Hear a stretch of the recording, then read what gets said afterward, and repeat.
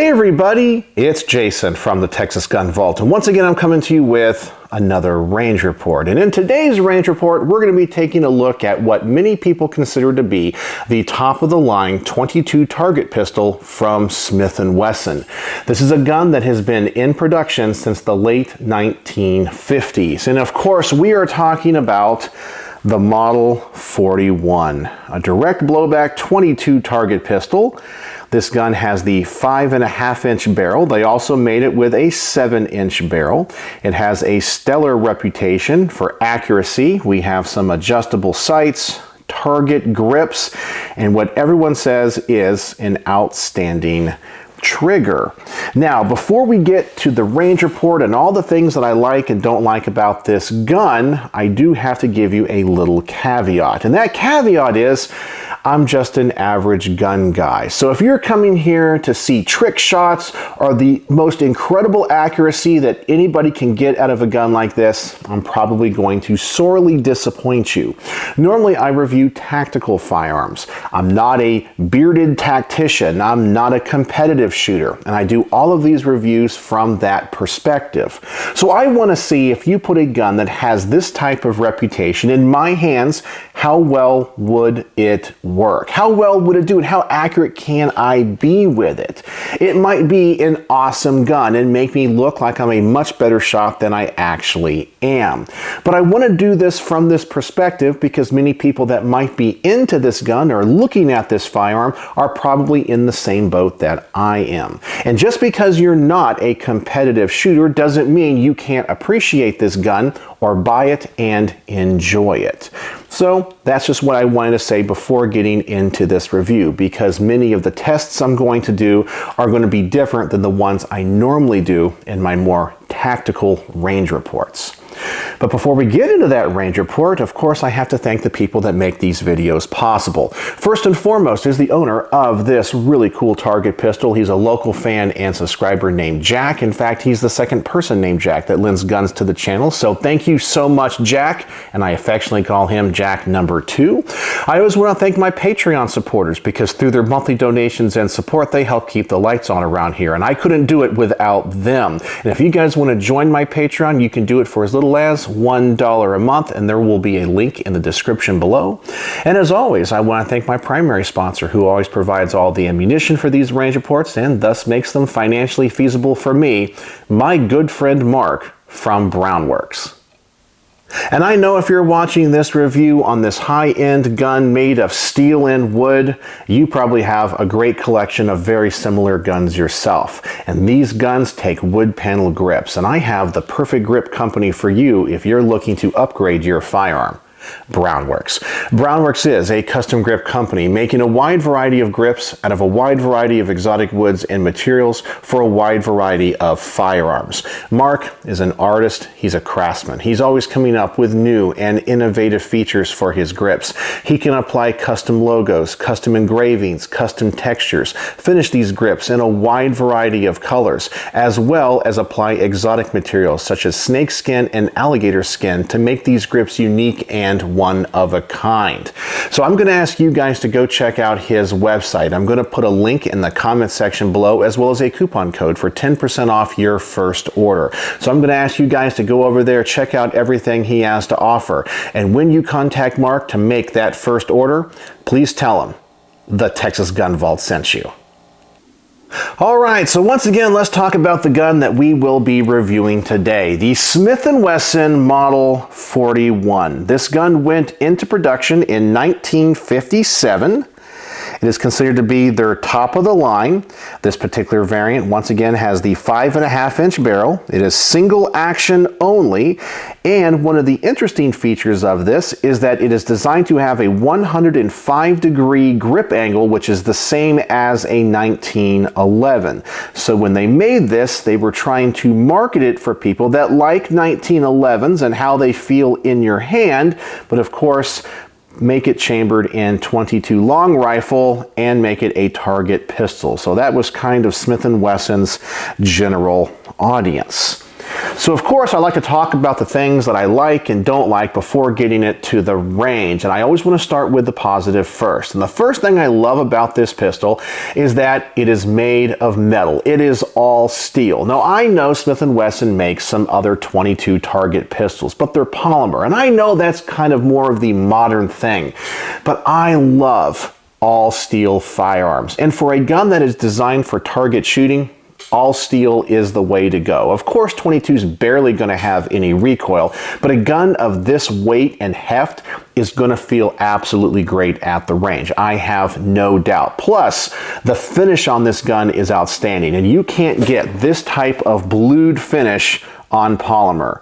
That is just outstanding. You can see the shine on this. It is absolutely gorgeous. I also love these sights. You can adjust for windage and elevation. And of course, these are older sights from the 1960s, but they were obviously designed with accuracy in mind.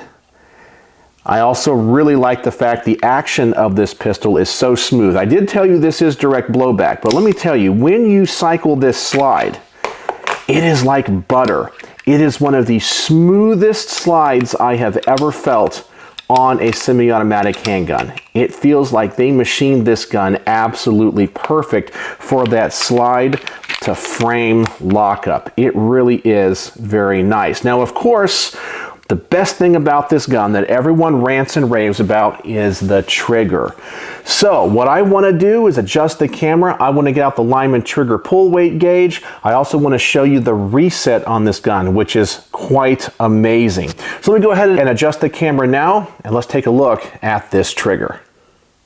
So let's talk about this trigger in the Smith & Wesson Model 41 Classic Target Pistol. But before we do, we need to talk about the nature of 22 long rifle, in that it is rimfire and not center fire. So dry firing a pistol, especially of this era, is not considered to be safe for the gun because the firing pin will hit the side of the chamber and you can also damage the firing pin. So in order to dry fire this safely, I'm going to be using something that my friend Richard taught me, and use one of these little wall hangers. They're about the size of a 22 long rifle, and they even have a rim to them. So when these are in the chamber, it's actually safe to dry fire this gun because these are just a soft plastic. So before we load this gun with these little wall hangers so we can pull the trigger, let's ensure the gun is safe. We have no ammunition in the magazine, and we will visually inspect the chamber. Another feature of this gun that doesn't seem to hinder the trigger is that it does have a magazine disconnect safety, and that is if the magazine is out of the gun, the trigger cannot be pulled. So I'm going to go ahead and load just a couple of these into this magazine so I can dry fire this gun, and first off show you this reset. So hopefully these will load. Sometimes they do, sometimes they don't. And it looks like we are good. So I can show you this trigger pull. And you can see that trigger is almost already to the back. And let me tell you, it is right there at the wall. You can see how little travel that has. And the trigger pull is very light, and it breaks like a glass rod. And that is so light. And now, hopefully, I'll be able to show you the reset. And here is this amazing reset. That's it. I'm not joking. That is the shortest reset I have ever seen in any pistol. So let me load these up again, and let me show you that reset once more. Of course, pull the trigger, and then here we go. So here is the reset. That is it. That is absolutely amazing. It's almost like there is no reset whatsoever. I cannot explain how awesome that feels. That trigger is outstanding, and I don't know why other companies cannot copy whatever Smith & Wesson did to this trigger.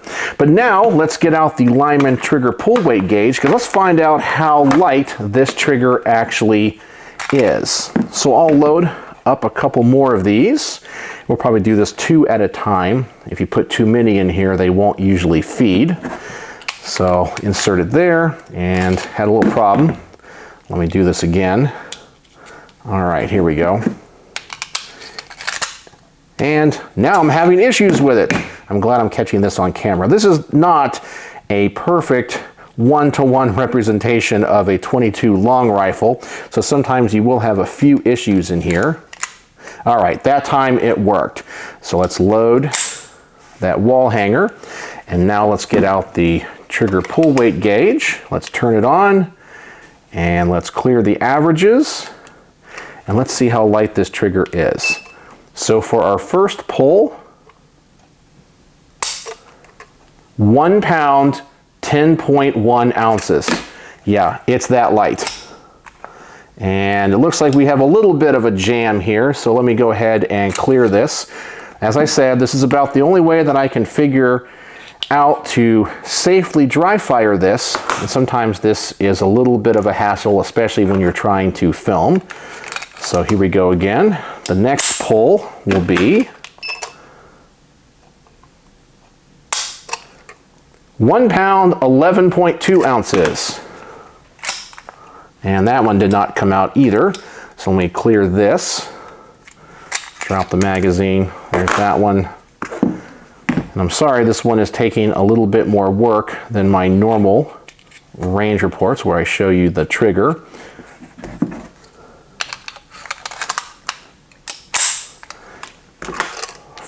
For our third pull, 1 pound, 10.6 ounces.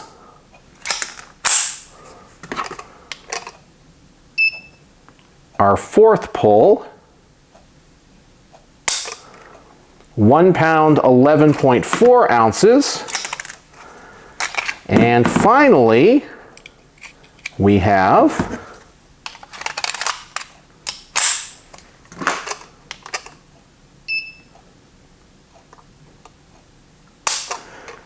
1 pound, 11.9 ounces, which gives us an average of 1 pound, 11.1 ounces. 11. That is crazy light. And with that very short reset, this trigger is absolutely amazing and perfectly tailored for competition shooting and target shooting. This is an amazing trigger. I really can't put into words how nice it is, and I am so impressed with it. And I think at the heart of this gun, that is what makes this gun so amazing. So that's what this trigger is all about, how short the reset is. So let's get back to the rest of this range report and maybe talk about a couple things about this gun that I don't like. And as you can see, the trigger in this pistol is absolutely amazing. I have never experienced anything else like it in any other firearm.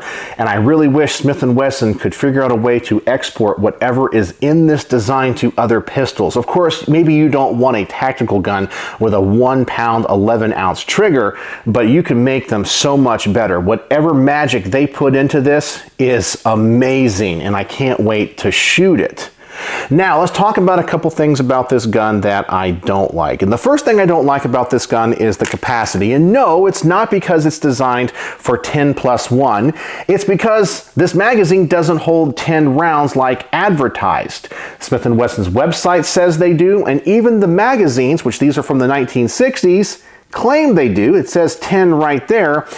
I can only load these to 9, and I have 2 magazines. And what's also really, really cool about this gun is we have the original box, and unfortunately the person that owned this before Jack did not store it in the best of places. We do have some water damage here, but luckily the pistol is not rusted at all, and I was able to open up one of the original magazines out of the wrapper from the 60s. That was kind of cool, but both of these magazines I can only load to 9 rounds, so a very anemic capacity. Now I know it's only one less than 10, but I want the most possible. If it's designed to be 10, I expect and kind of demand 10.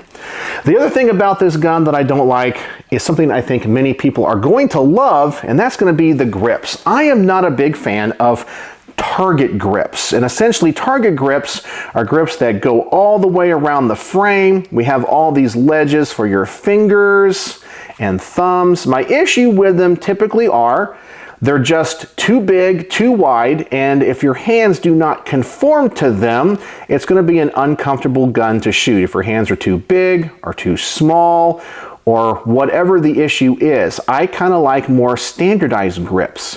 Now I had this same issue when it came to the SIG P210 that they recently re-released, and I guess they've now discontinued.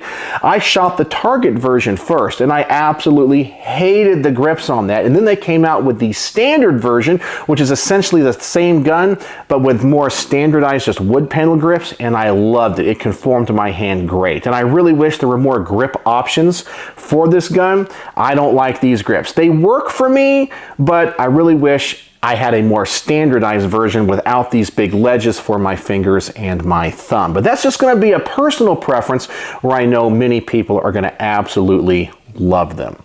So here we go. Let's go to the range and let's find out how accurate this gun actually is. So I'm going to put 2 magazines through this at 7 yards. I always start off at 7 yards just to make sure that the gun is going to function. See if the sights are even on, and of course see how naturally shooting this gun is and how accurate it is for me at this distance before going out to further distances. So here we go, my very first shots with this gun, with this amazing trigger. So let's go to the range and find out what it's all about.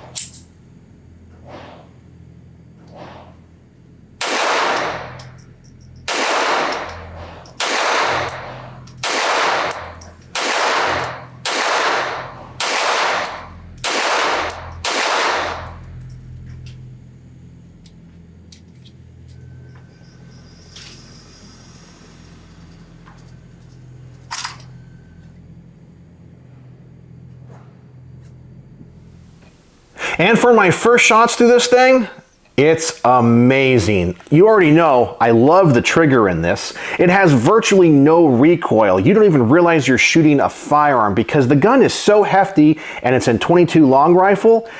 It has an amazing recoil. And obviously, even for me, who's not a very good shot, I'm pretty impressed with that accuracy. The gun is very naturally shooting. So far, we're on track for a 5 out of 5 star review. This thing is awesome and everything I was hoping that it would be. So now let's double the distance on this target. We're gonna go out to about 15 yards, put 2 more magazines through it, see if this group opens up and how well it continues to perform, and I'll report back to you.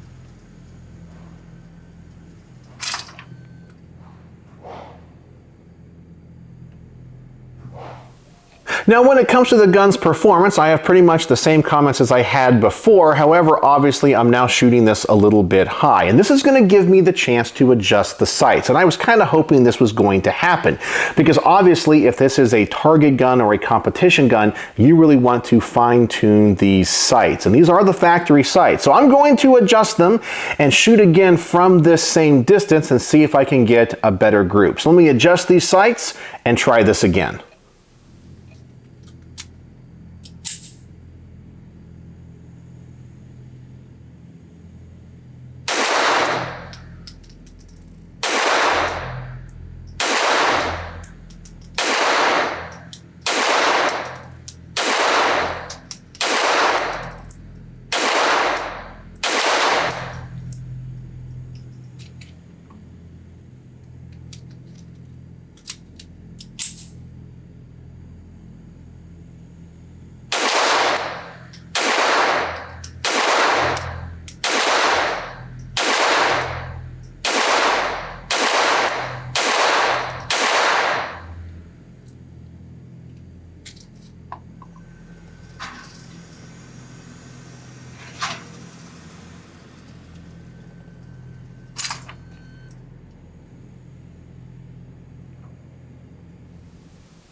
And these sights are super easy to adjust, and I am really impressed with that accuracy. Now I know the group did open up a little bit, but we are right on the center of that target. And for me, as just an average gun guy, that's pretty darn good.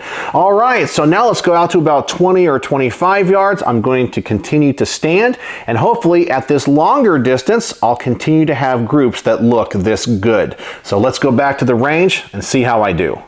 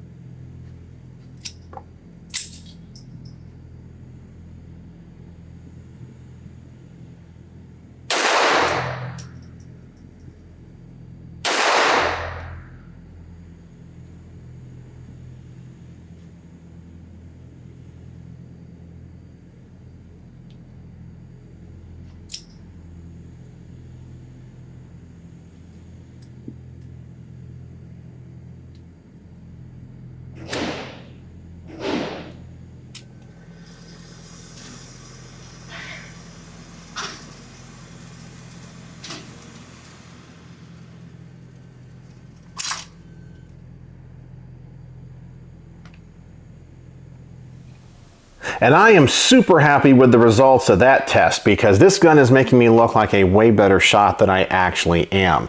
One of the criticisms I get occasionally when it comes to reviewing guns, because I am just an average gun guy, is people will always tell me, I need to go get more training, or you're a terrible shot, Jason.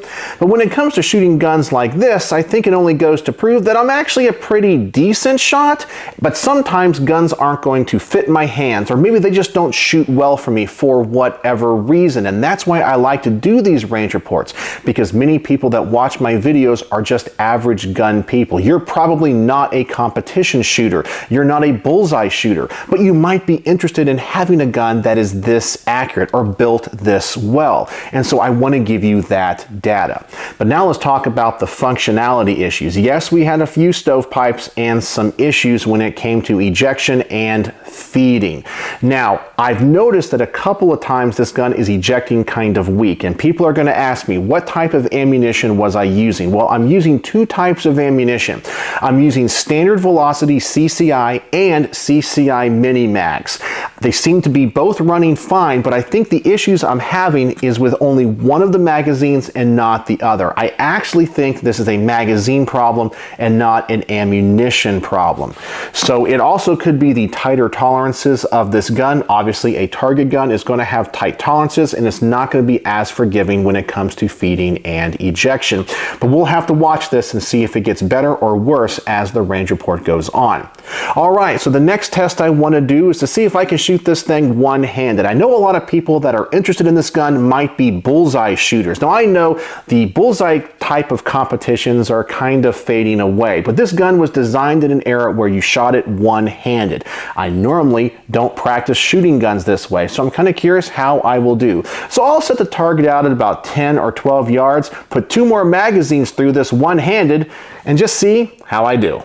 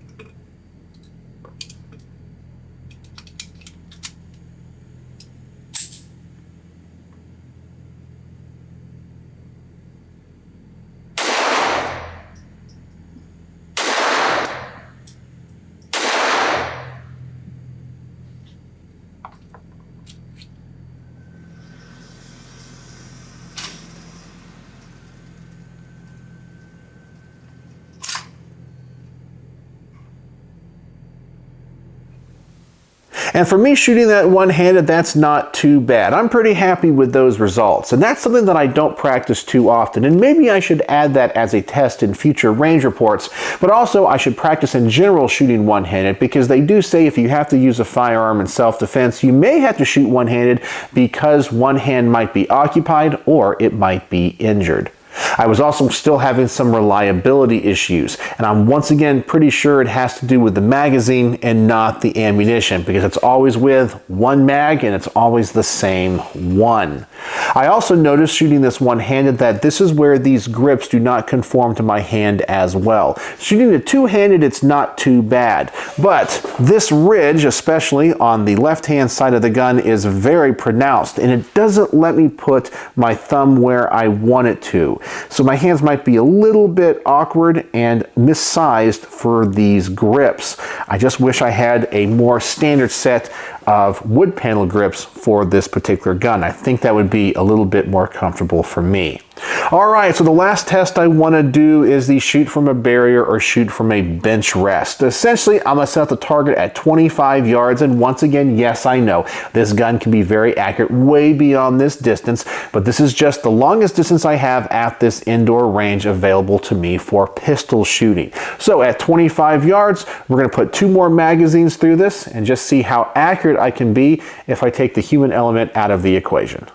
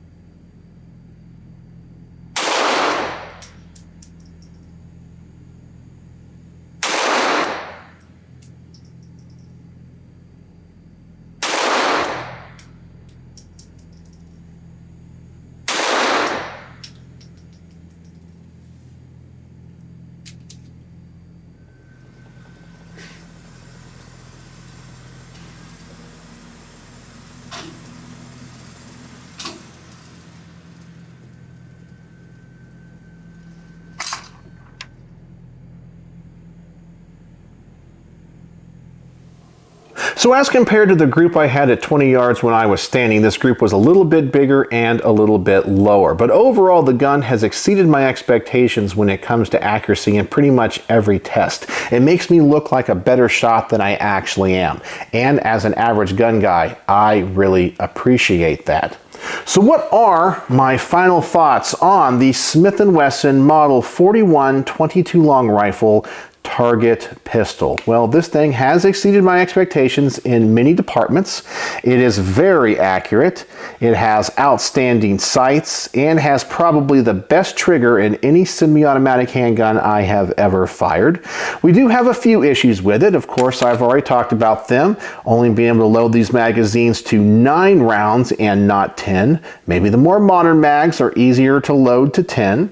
I did have some issues when it comes to the grip, but these grips might be perfect for you, and I'm sure there's aftermarket grips as well, but I could live with these.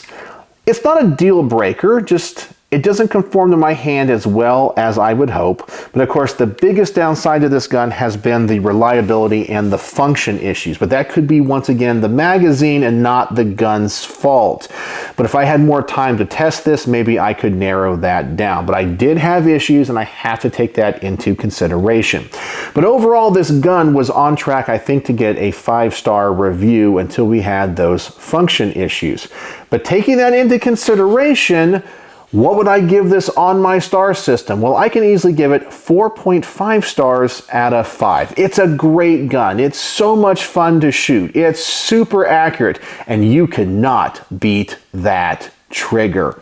So for a target gun, this thing is well designed. It's not a tactical firearm, but if you're in the market for a gun like this, I would highly recommend you try to find one of these and try it out, because I think you'll come away from that experience really falling in love with it like I have. This is a great gun. It's a piece of history, and I can see why Smith & Wesson has kept it in production all of these years. So tell me in the comment section below, do you own a Model 41? Have you ever shot a Model 41? And do your experiences mirror mine? I would love to hear from you. So, as always, thanks for watching. So on my okay, come on. But I really think you'll come away with it. Trigger. So 4 out of 5 stars.